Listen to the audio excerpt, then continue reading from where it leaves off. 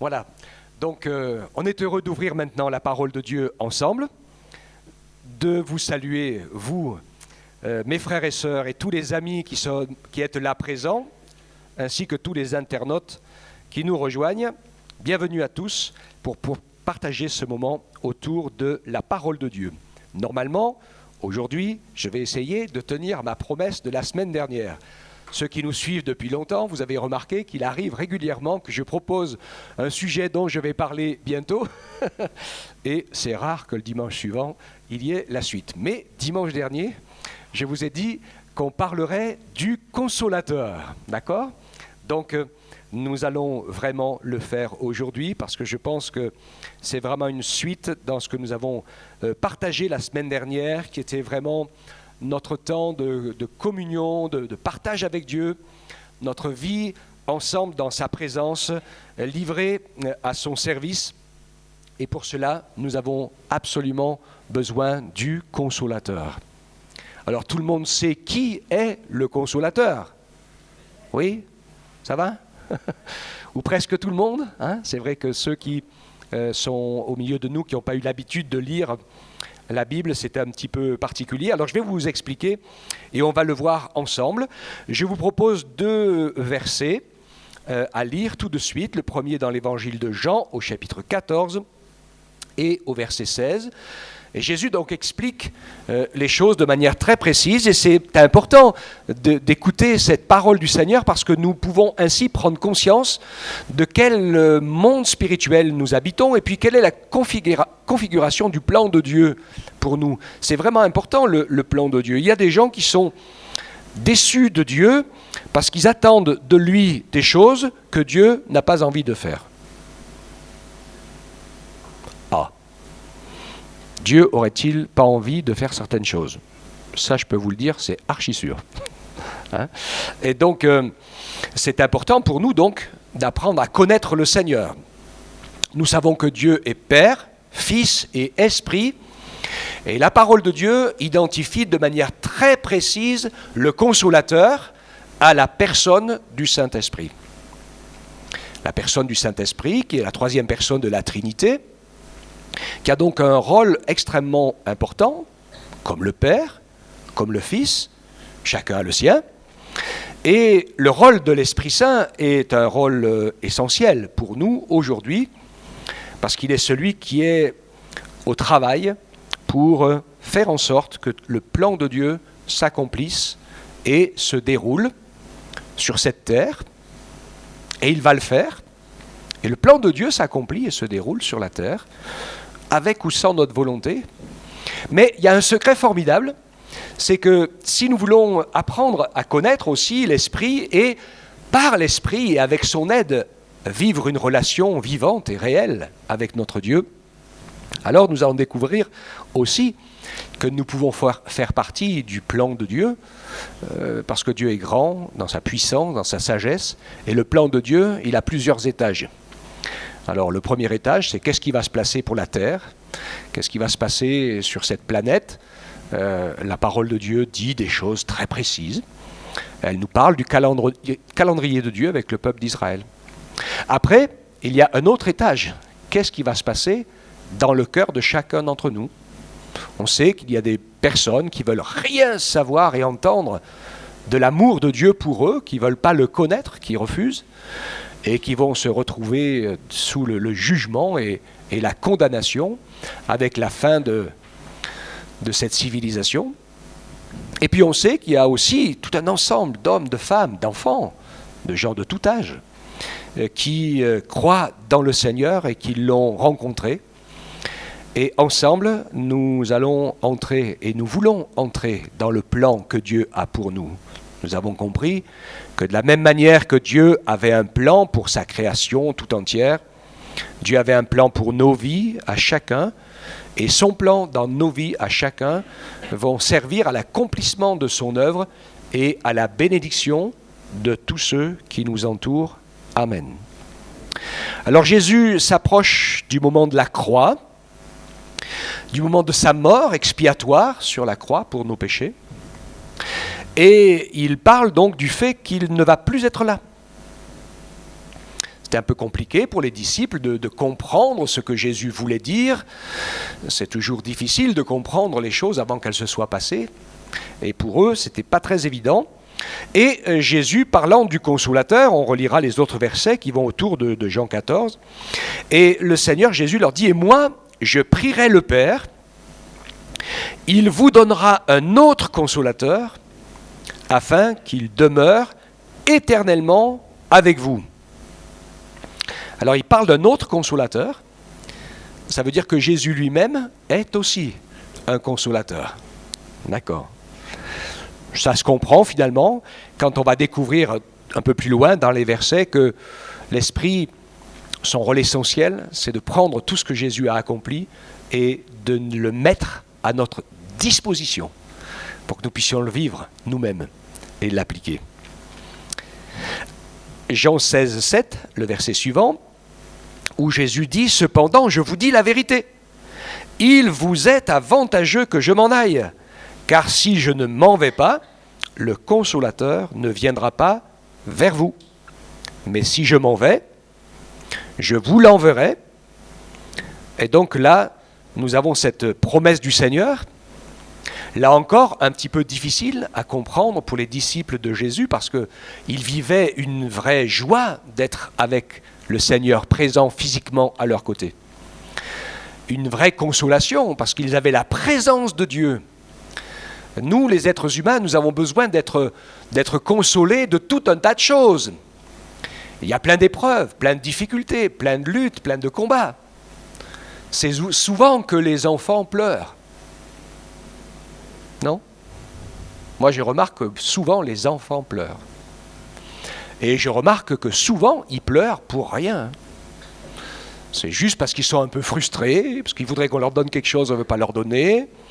Mais pourtant, aucun des parents ne va laisser son enfant mourir de faim, à part des parents, mais ça c'est autre chose, c'est de la maladie mentale ou de la méchanceté, mais on va dire au sens normal des choses, ok.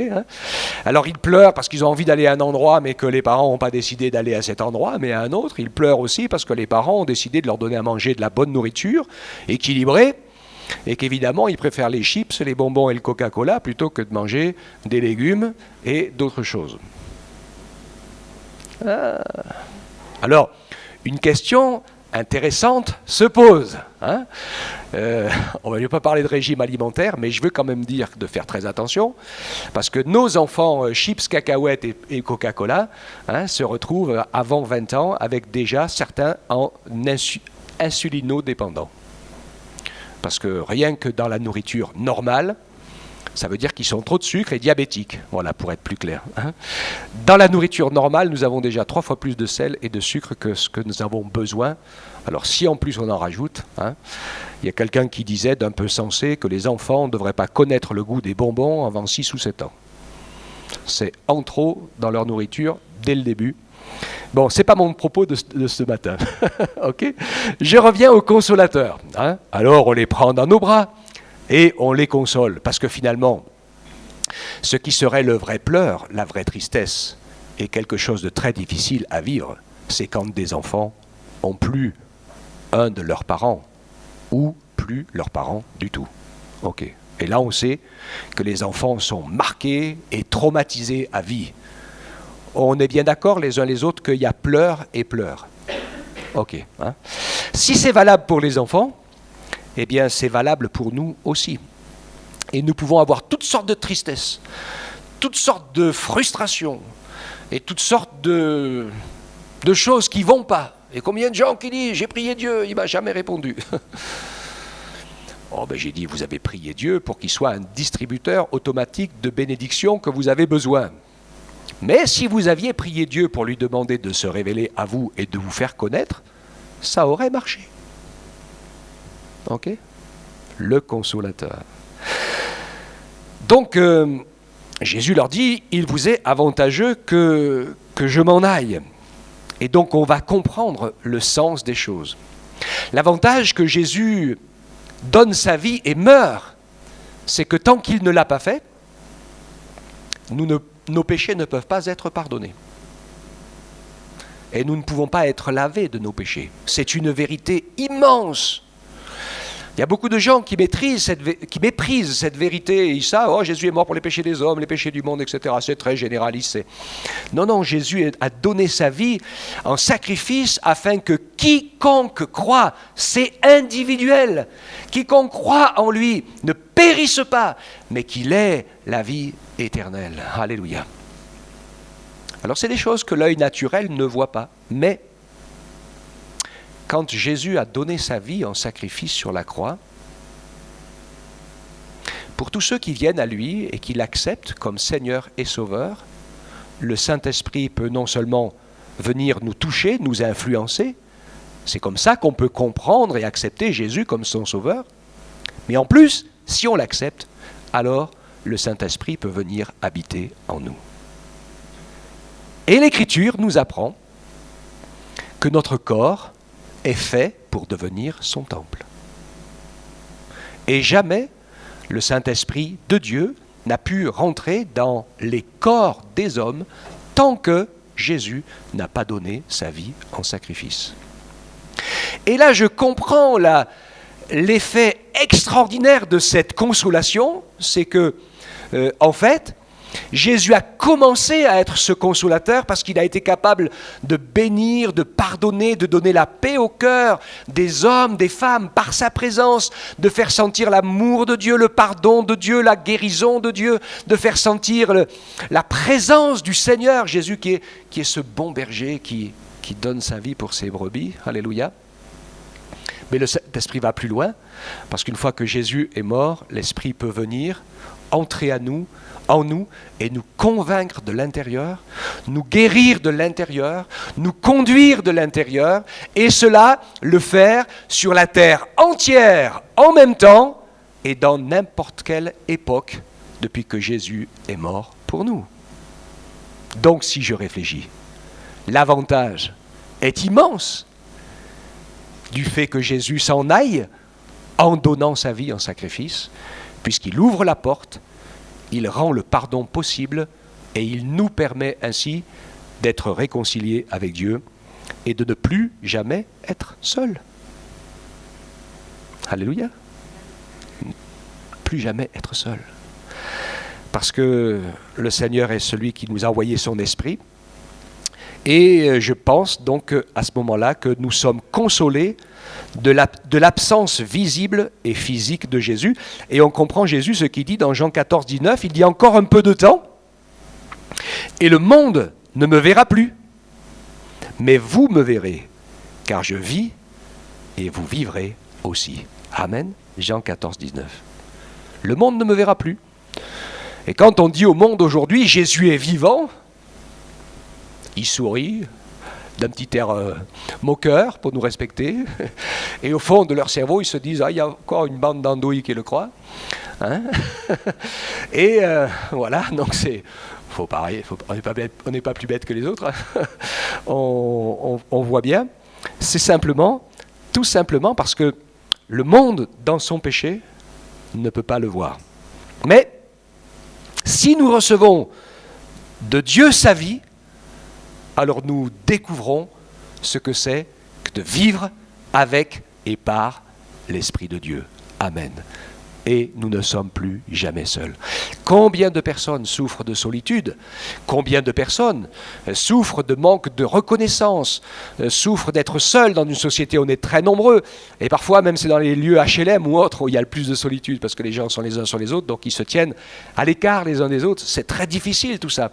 On cherche dans l'autre, on cherche dans ce qu'on reçoit, on cherche dans ce qu'on peut nous donner, dans ce qu'on a, dans ce qu'on partage. Eh bien, on cherche à trouver la satisfaction, en quelque sorte, la consolation de ce vide. Mais je ne suis pas le premier, c'est Pascal qui l'a dit il y a bien des siècles, hein, qu'il y a dans le cœur de l'homme un vide, et que ce vide, il a la forme de Dieu. Et c'est vrai, c'est la réalité. Donc, par la présence du Saint-Esprit en nous, nous sommes consolés du fait que le Seigneur soit reparti au ciel et que nos yeux physiques ne puissent pas le voir. Mais nous pouvons ressentir sa présence, nous pouvons ressentir son œuvre et nous pouvons ressentir son effet. On comprend pourquoi Jésus a comparé l'Esprit au vent. Je pense que si je vous dis que le vent n'existe pas, vous allez me dire que je ne sais pas de quel monde tu viens, surtout en ce moment, hein, ça souffle pas mal. Alors, je vais vous dire, mais moi, je ne crois que ce que je vois. Donc le vent, je ne l'ai pas vu, donc je n'y crois pas. Alors le vent, on ne le voit pas, c'est sûr, parce que c'est qu'un déplacement d'air. Mais bon, personne ne peut le nier, parce que bien sûr, nous en voyons ces effets qui peuvent être bénéfiques ou dévastateurs. Tout dépend à quelle vitesse il souffle. Ok, hein, donc c'est une réalité. Nous qui avons ouvert notre cœur au Saint-Esprit et qui avons accepté Jésus comme notre Sauveur, c'est la même chose. Nous savons que Dieu est Esprit, que nos yeux ne peuvent pas le voir, sauf de temps en temps quand il se matérialise, parce que ça, il peut le faire s'il veut, ou simplement donner des visions. Et des gens qui ne le connaissaient pas ont vu le Seigneur Jésus en vision, il fait ce qu'il veut, le Seigneur. Hein. Mais en règle générale, le Seigneur ne se voit pas à l'œil nu. Et il y a des gens qui disent « Ah, mais si je voyais Dieu, je croirais en lui ». Alors, ils se trompent complètement, hein, parce qu'ils pensent que la clé de tout, c'est croire en Dieu ou pas croire en Dieu, voir Dieu ou pas voir Dieu. Mais ça n'a jamais marché, ça. Quand je lis la Bible et l'histoire des hommes, je m'aperçois que la plupart des gens ont toujours cru en Dieu ou en un Dieu. Et quand je regarde le peuple d'Israël dans le désert qui a vécu des miracles de la puissance extraordinaire de Dieu, qui ont commencé par les plaies d'Égypte jusqu'à la traversée de la mer et l'engloutissement de l'armée de Pharaon, et tant d'autres choses dans le désert encore, de la nourriture pendant 40 ans, leurs habits qui ne se sont pas usés, la nuée qui venait, etc. Enfin, je vous passe les détails de ce texte impressionnant qui nous rappelle que toute cette génération est morte dans le désert à cause de son incrédulité.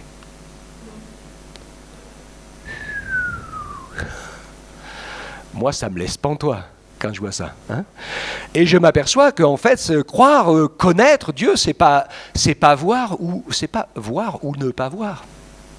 C'est autre chose. Dieu. Une seule autre chose. C'est aimer ou ne pas aimer. Aimer la vérité ou s'aimer soi-même plus que toute autre chose. Okay ? La clé, elle est là.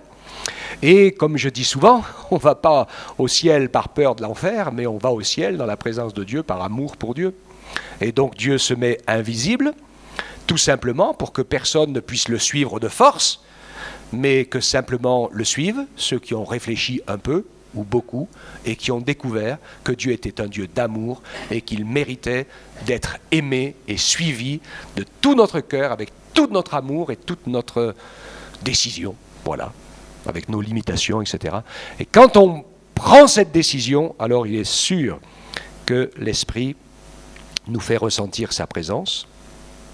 Donc nous avons besoin d'apprendre à voir le Seigneur. Nous avons besoin d'apprendre à l'écouter. J'aime beaucoup cette parole de Jean 10, 14 où Jésus dit « Je connais mes brebis et elles me connaissent.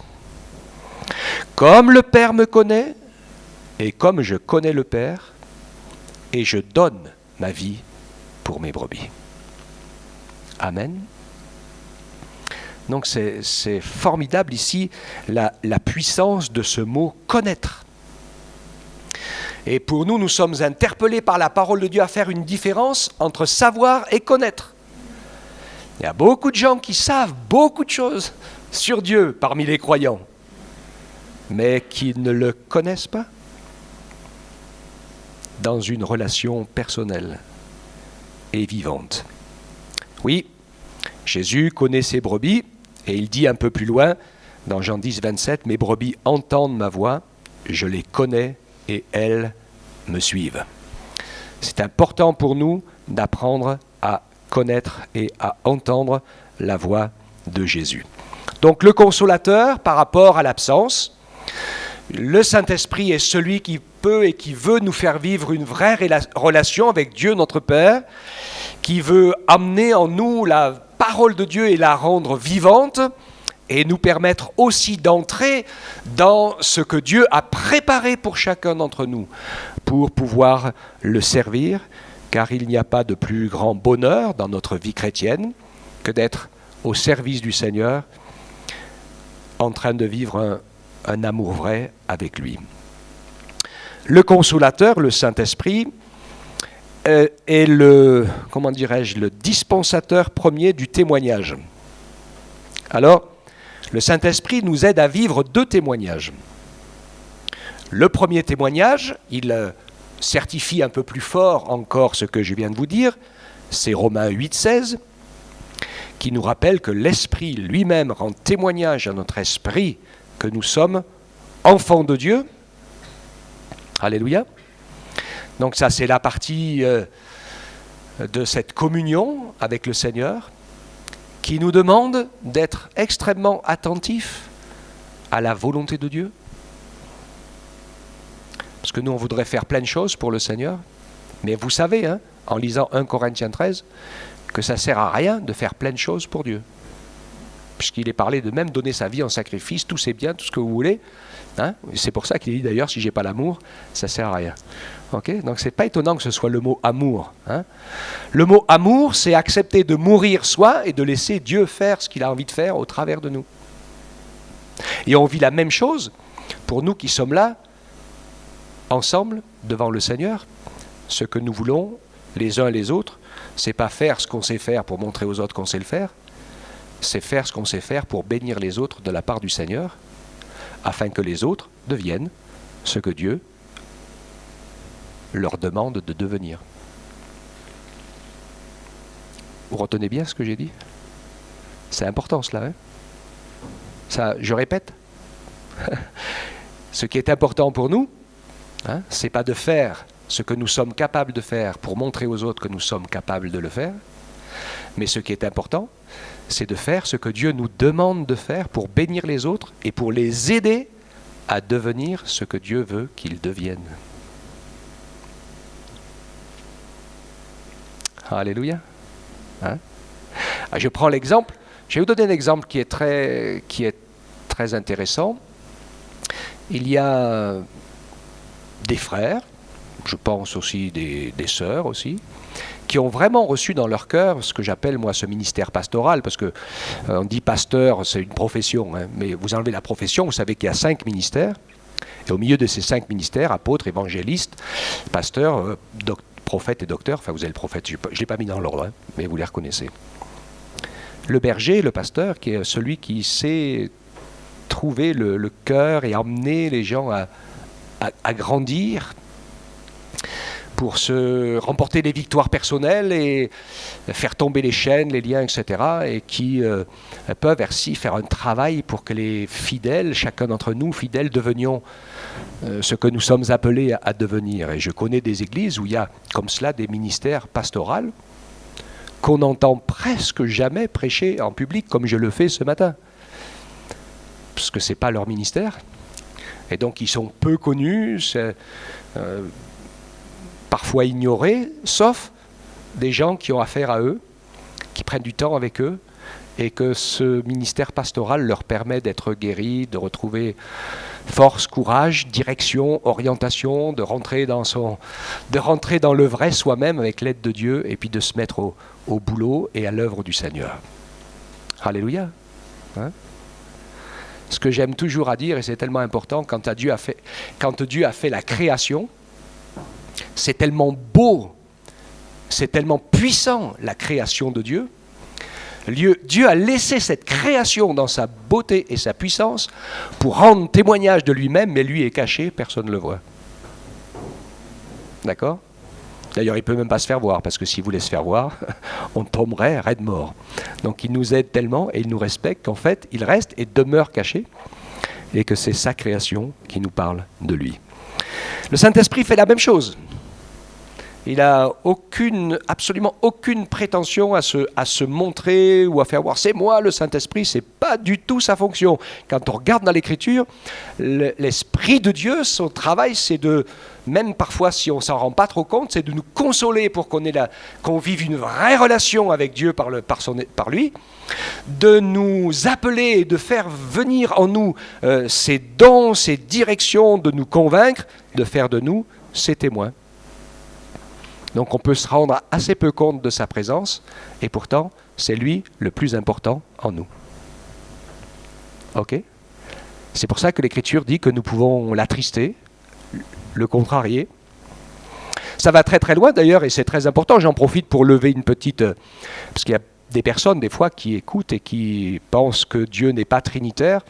Alors on sait que la parole, on dit parce que la Trinité c'est pas écrit dans la Bible, d'accord. Mais quand on voit le témoignage de la présence de Dieu au baptême de Jésus, la voix du ciel, Jésus qui est plongé dans l'eau et l'Esprit qui vient sous la forme d'une colombe, la manifestation des trois est très visible. La parole de Dieu nous dit, et Jésus nous enseigne quelque chose de très particulier. L'Esprit qui est le plus secret de tous, il dit celui qui blasphémera ou qui péchera contre le Père ou contre le Fils, il lui sera pardonné. Mais celui qui péchera ou qui blasphémera contre le Saint-Esprit, il n'obtiendra jamais de pardon, ni dans ce siècle-là, ni dans les siècles à venir. Alors je ne sais pas comment vous pouvez faire pour ne pas faire de différence entre eux. Parce que pour l'Esprit, il y a quand même une spécificité incroyable, qui a des répercussions éternelles et qui n'existe que par rapport à sa personne. Ok ? C'est logique. Parce que c'est lui qui convainc de l'intérieur.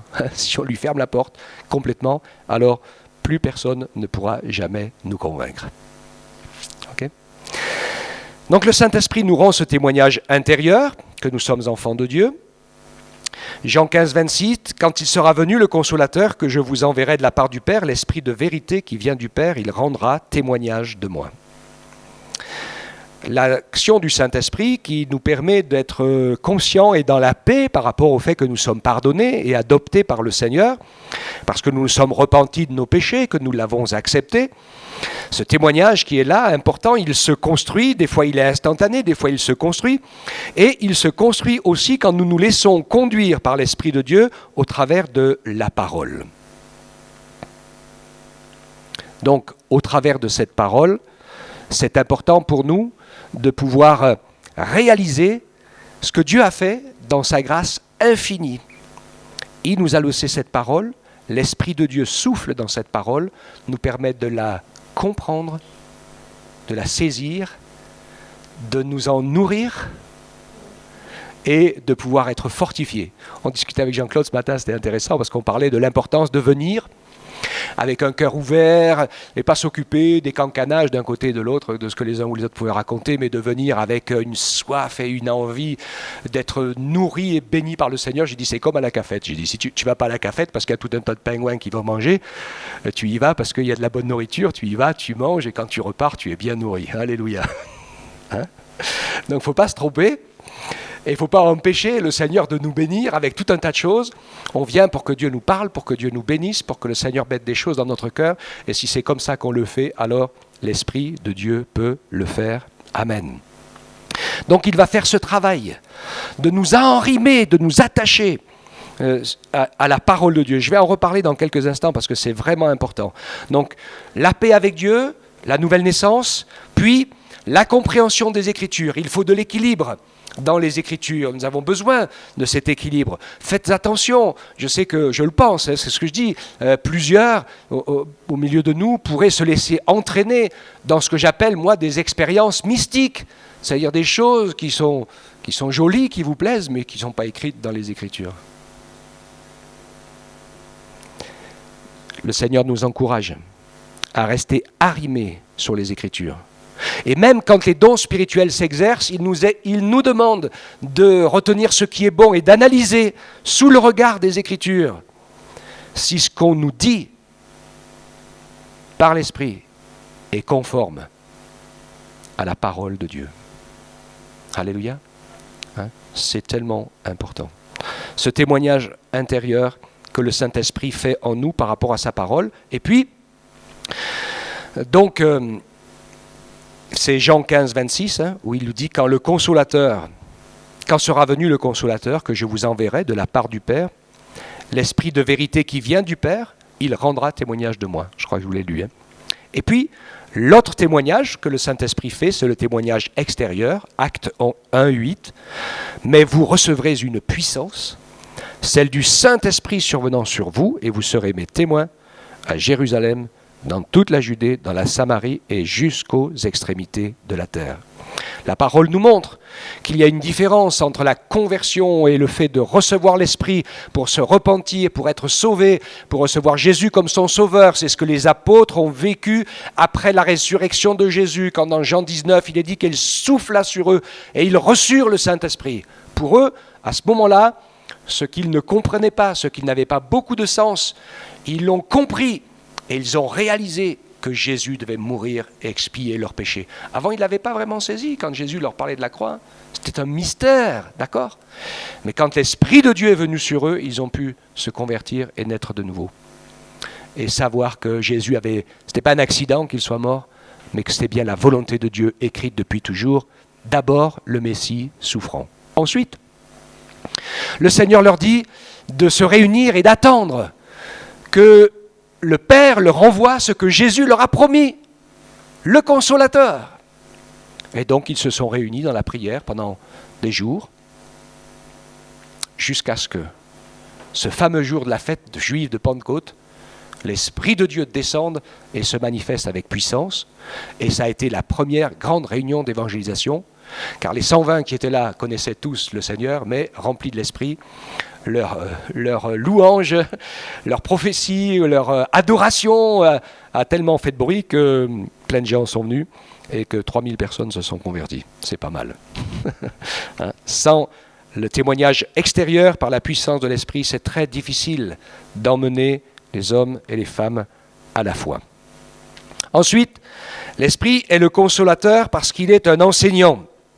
Jean 14, 26, « Mais le Consolateur, l'Esprit Saint que le Père enverra en mon nom, vous enseignera toutes choses et vous rappellera tout ce que je vous ai dit. Amen. » Donc je reviens à l'allusion que j'ai faite tout à l'heure sur l'action de l'Esprit pour nous aider à étudier la parole. C'est nécessaire de la lire, cette parole. Et je vous y encourage. Parce qu'en lisant la parole de Dieu, le Seigneur nourrit notre âme, il nourrit notre esprit, il nous instruit, il dépose dans notre cœur des choses que nous n'allons peut-être pas comprendre à la première lecture, ni à la deuxième lecture. Moi, c'est comme ça que j'ai vécu. Hein. Il y a des choses que j'ai réussi à comprendre qu'à la troisième lecture.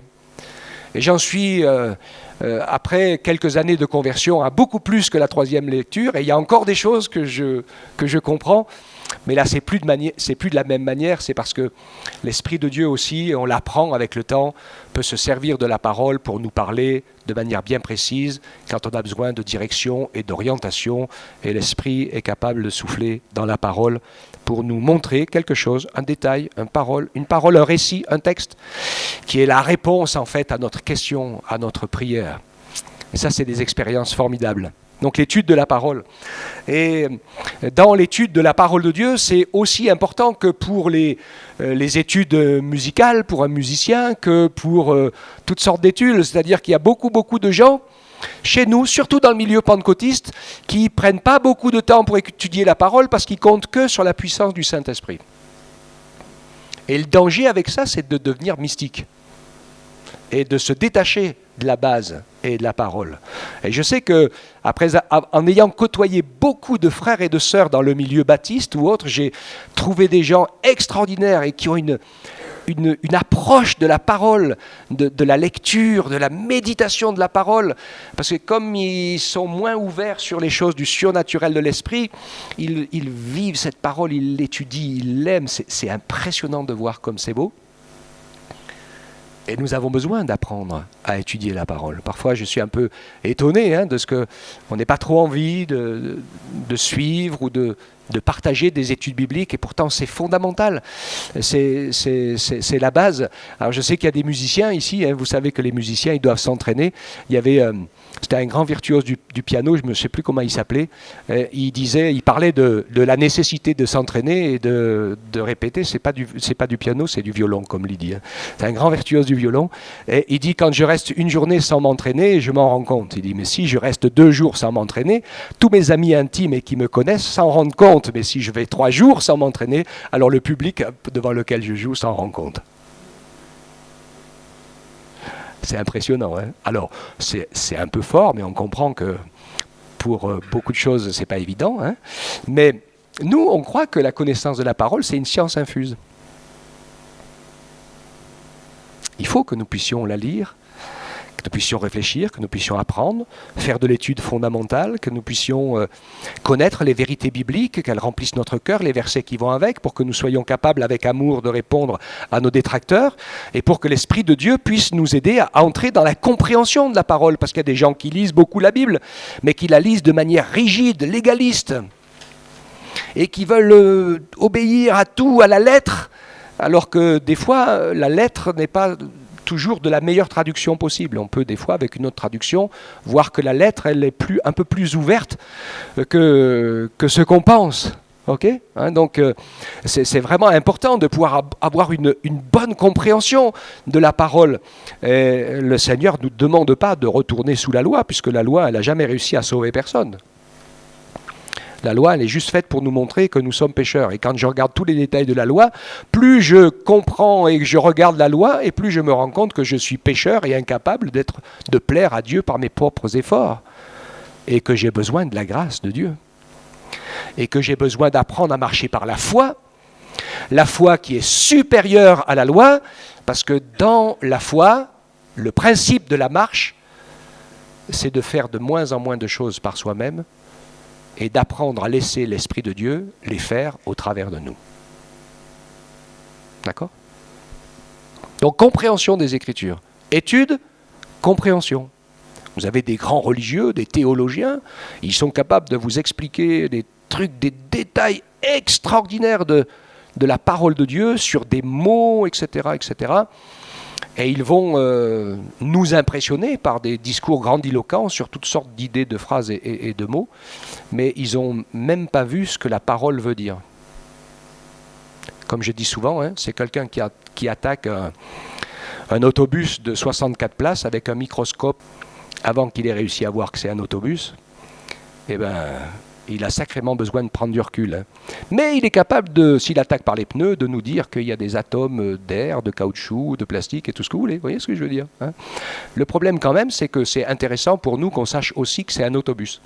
Alors je transpose, hein, et sur la parole de Dieu, hein, où beaucoup de gens disent plein de choses, et en finissant par dire d'ailleurs qu'ils se demandent si c'est vraiment la parole de Dieu, hein, ils ne se rendent pas compte que en fait la parole de Dieu, elle rend témoignage de Jésus. C'est ce que Jésus a dit à ses religieux. Il dit, vous sondez les Écritures pour trouver en elles la formule de la vie, hein, pour trouver la vie.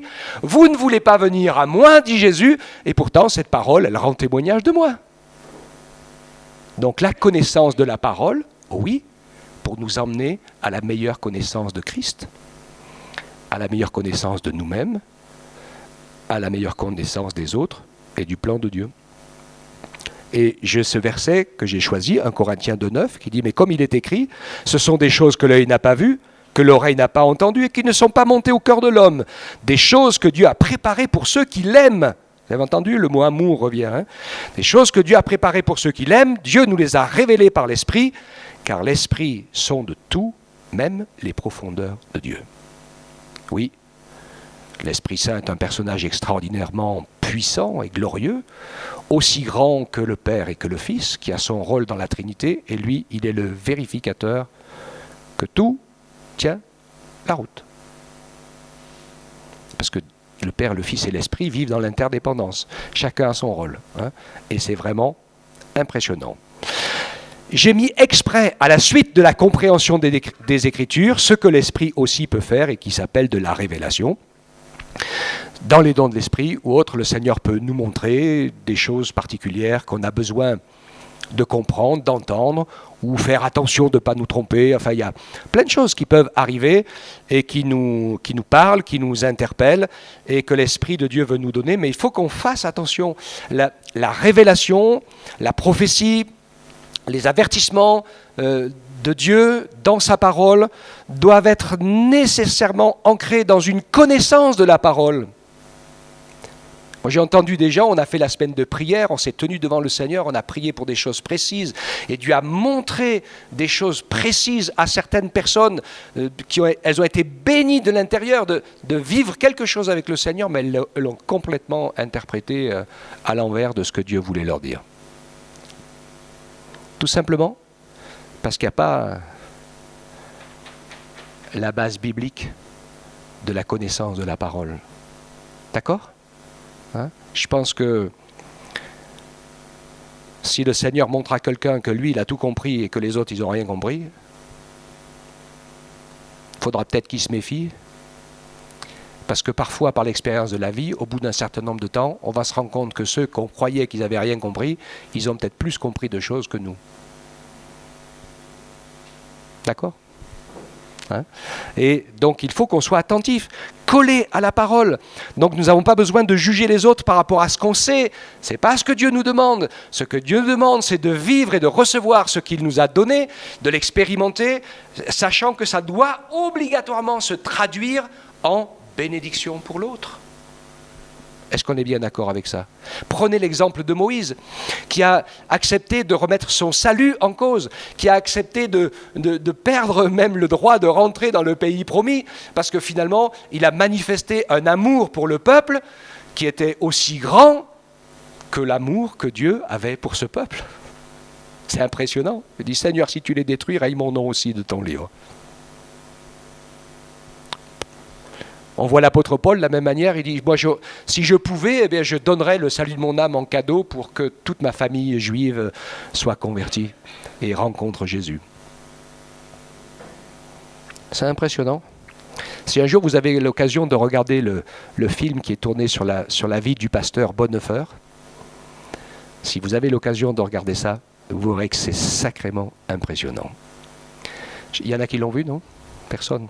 Il faudra qu'on essaye de voir ça un jour. C'est très très particulier. Cet homme de Dieu qui était à fond, qui était engagé, qui vivait de tout son cœur quand il a ouvert les yeux sur ce qui se passait en Allemagne nazie, qui était tellement terrible, il a décidé de prendre part à un des attentats pour essayer d'arrêter Hitler. Il savait au fond de lui que d'être chrétien, on ne prend pas les armes. Il dit, mais quand je vois tant d'horreurs, des millions de morts, des choses qui sont inacceptables, pour moi c'est insupportable. Il priait, criait, Seigneur, pardonne-moi, je ne sais pas, si je suis perdu, tant pis, je ne peux pas rester sans rien faire pour tous ceux qui meurent et qui souffrent. Alors ça pose plein de questions, mais c'est très intéressant parce que ça va très très loin dans la réflexion et l'engagement. Des fois on peut peut-être se tromper, mais je pense qu'il vaut mieux se tromper en faisant quelque chose. Comme je dis toujours, hein, il y a un dicton qui dit qu'il n'y a que celui qui ne fait rien qui se trompe jamais. Oui, mais toute sa vie est une erreur. Parce qu'il n'a rien fait de tout ce que Dieu lui avait prévu pour lui. Révélation, avertissement, sur la base de la parole, Dieu nous y encourage avec force. Et puis, un dernier point, qui est l'esprit conducteur. Jean 16, 13. Quand le consolateur sera venu, l'esprit de vérité, il vous conduira dans toute la vérité, car il ne parlera pas de lui-même, mais il dira ce qu'il aura entendu et il vous annoncera les choses à venir. Amen. J'aime beaucoup l'exemple de Jésus et ceux des apôtres. Dans toutes les situations particulières qu'ils pouvaient rencontrer d'une manière ou d'une autre, ils n'avaient pas des solutions à eux, comme j'entends beaucoup de gens aujourd'hui. Mais leur réponse était extraordinaire, parce qu'ils disaient, il est écrit. Ils avaient la réponse de la parole. Hein. Et c'est comme ça que ça doit fonctionner. Et Dieu veut nous encourager à pouvoir nous laisser conduire par l'Esprit Saint, qui est le conducteur, pour nous apprendre à marcher par la parole de Dieu, dans la foi en cette parole, nous conduire dans toute la vérité, donc ça confirme ce que je viens de dire, pour approfondir notre connaissance de la parole de Dieu, en l'étudiant avec équilibre. Il y a des principes d'interprétation.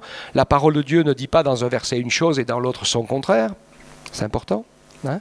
Donc apprendre, approfondir et accomplir la parole que Dieu nous a révélée. C'est la règle des 3 A, ce que j'appelle. Apprendre, approfondir, accomplir.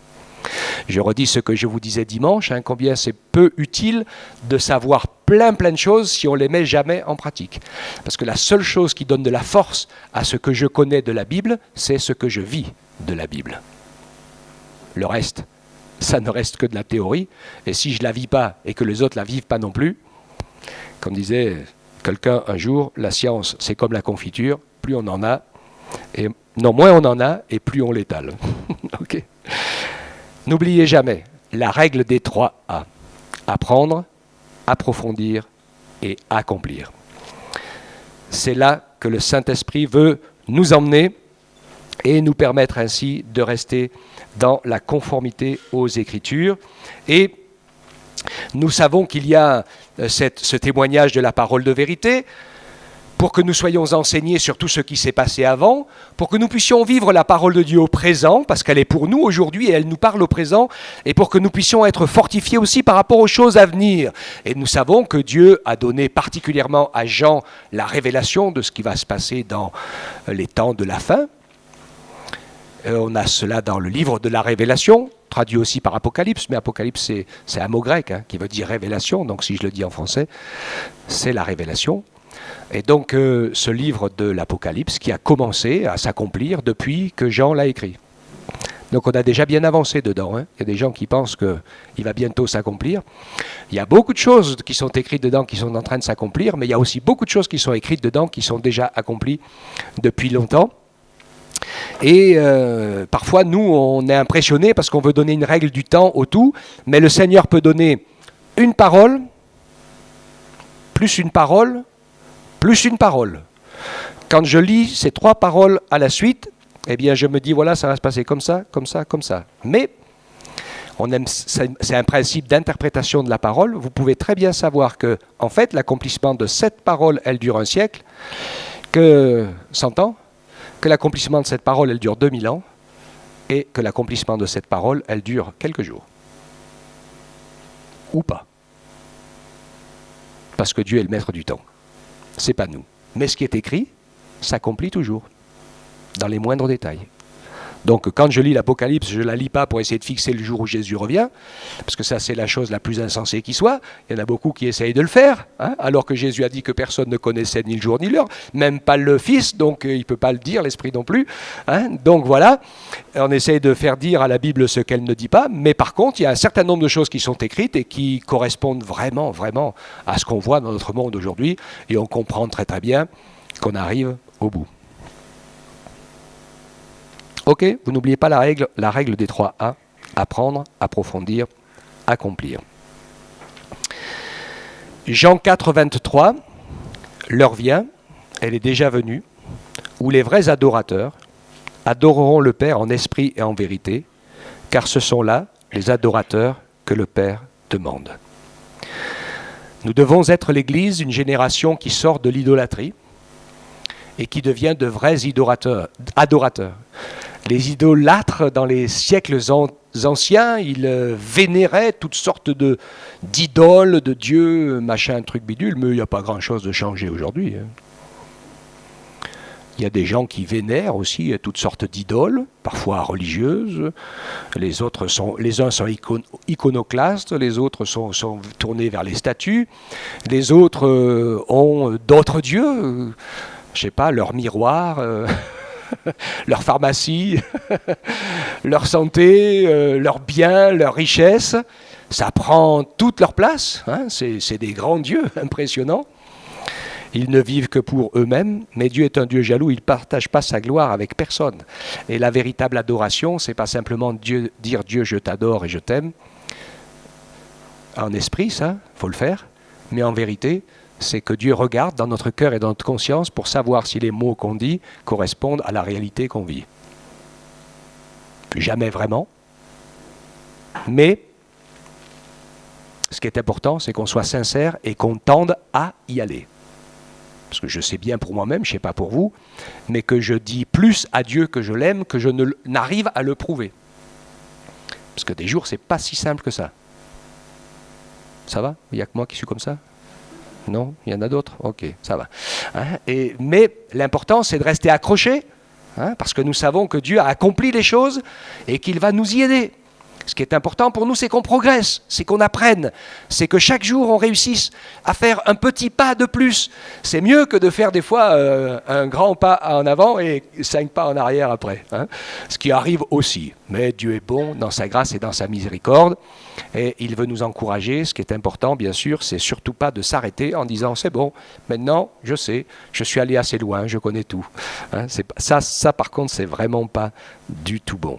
Donc, Dieu nous encourage à devenir ses adorateurs qui pouvons vivre quelque chose de vrai, de sincère et de profond dans l'amour du Père pour nous et dans notre amour avec lui, et ce qui fait qu'en vivant cette relation d'amour, oui, nous sommes parfaitement consolés, car nous vivons avec le Seigneur à chaque instant et nous apprenons sans cesse à le voir et à l'entendre.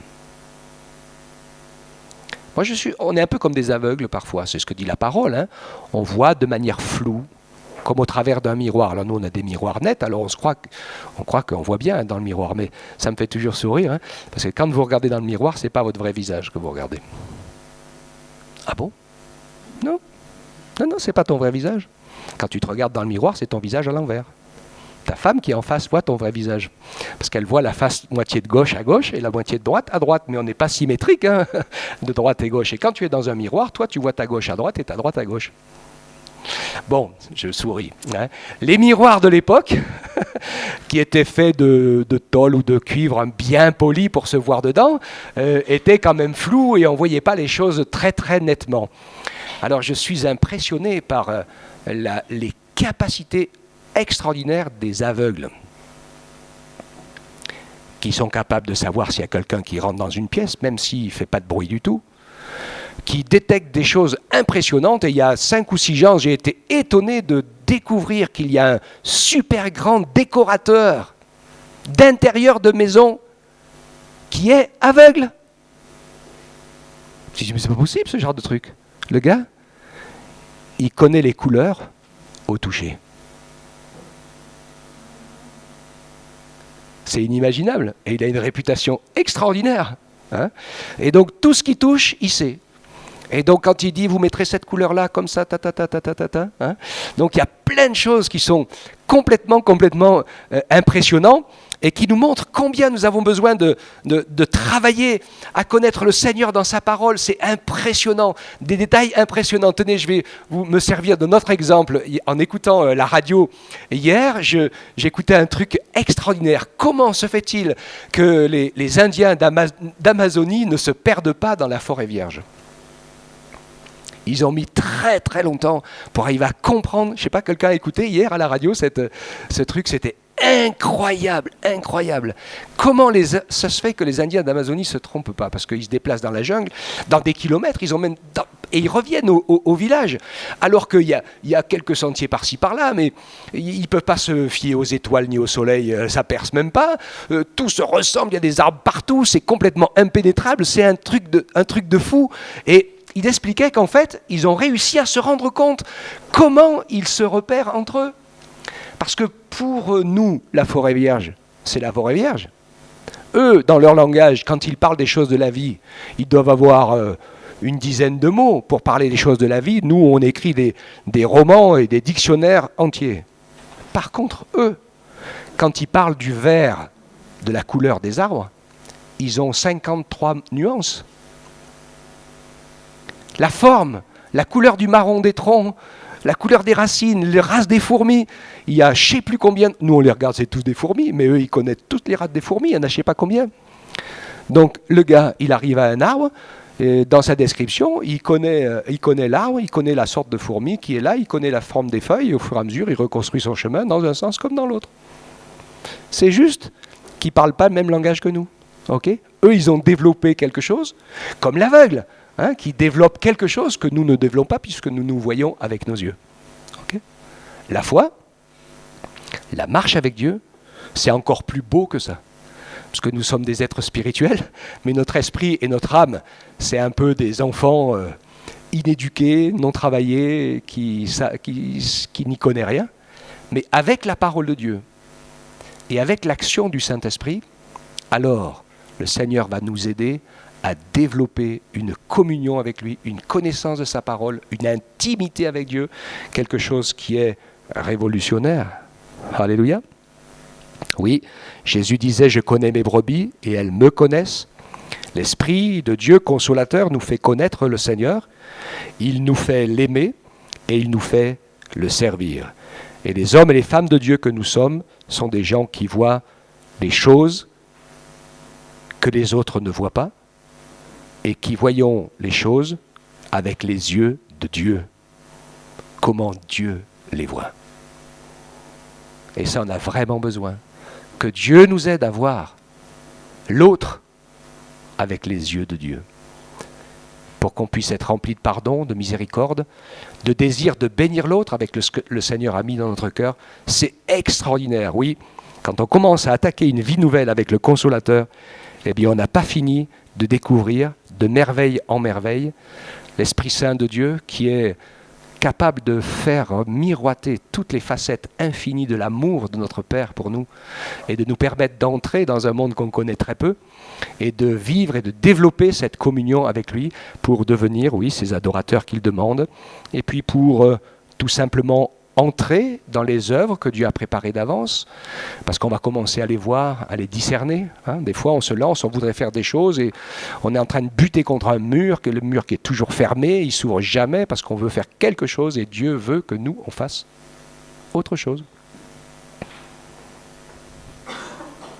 Que Dieu nous aide à pouvoir vraiment entrer dans l'intimité de notre Père, d'amour, par l'aide et avec la main et le cœur et l'âme et l'esprit associés à ce consolateur parfait qu'est l'Esprit Saint du Dieu vivant.